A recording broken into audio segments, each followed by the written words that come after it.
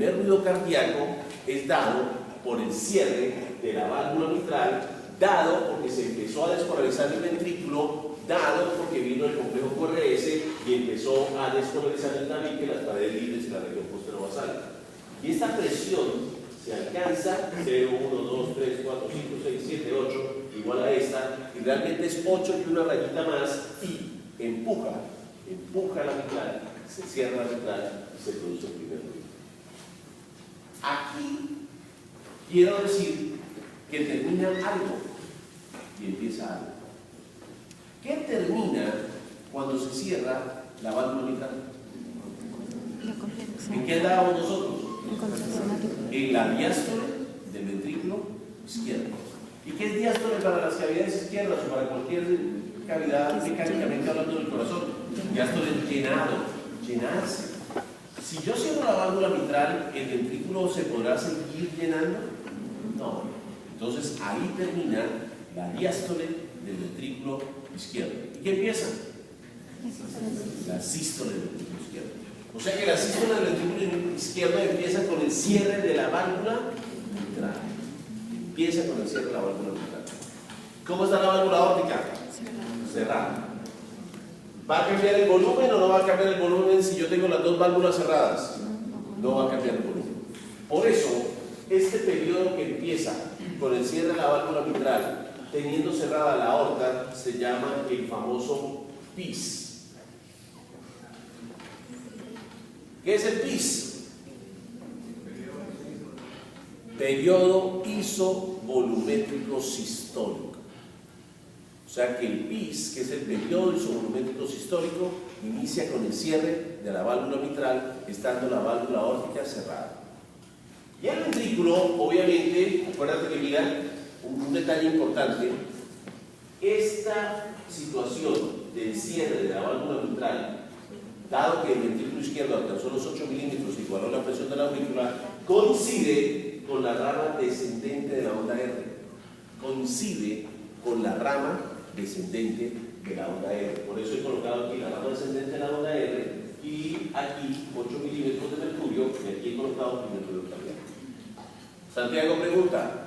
Entonces, ¿por qué si decimos que para que se acabe la diástole ventricular izquierda es necesario que llegue a 8, se decía que la presión diastólica es 0?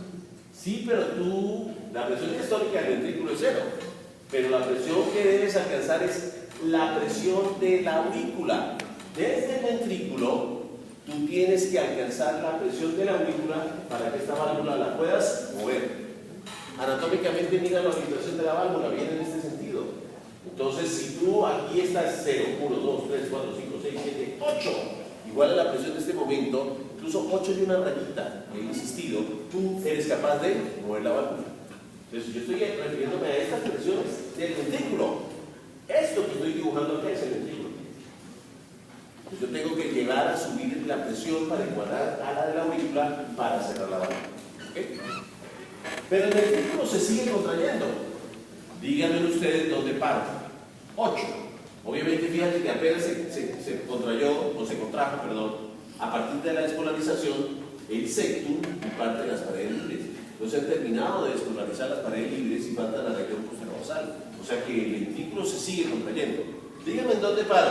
8, 10, 20, 30, 40, 50, 60, 70, 80, 90, 100, 110, 120, 130. Díganme en dónde paro.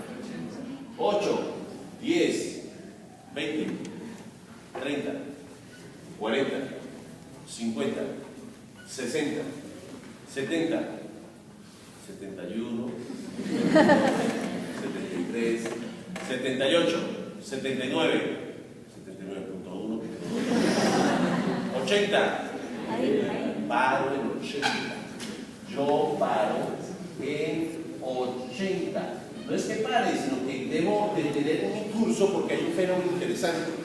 ¿Qué ocurre cuando el ventrículo contrayéndose llega a 80? ¿Qué es 80 en este momento? La presión de la aorta. Entonces no nos podemos olvidar que como yo estoy en diástole, miren cómo arranqué yo. En diástole, este fenómeno arranqué con 0 en el ventrículo, con 6 en las aurículas y con 80 en la aorta. Entonces, si yo me voy contrayendo y llego a 80, ¿qué ocurre acá? Que mi ventrículo igualó las presiones de la aorta. Y digamos técnicamente hablando, 80 y una rayita. Entonces, ¿qué ocurre? Abro la válvula. Ahora. ¿Qué pasa ahí? ¿Qué termina ahí y qué empieza ahí? ¿En dónde andábamos nosotros? Andábamos en el PIS, ¿verdad?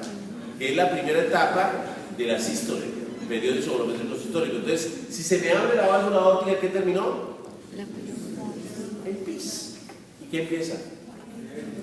El periodo de eyección, el periodo de expulsión de la sangre, que forma también parte de la sístole.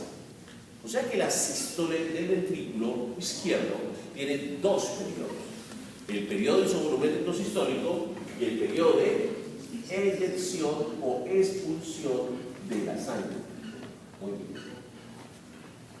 Entonces la sangre empieza a salir por la aorta, pero el ventrículo se sigue contrayendo. Dígame dónde para. Voy en 80, 90, 100, 110, 120, 130. 120. Dígame dónde paro. 120. 90, 100, 110, 115, 118, 120.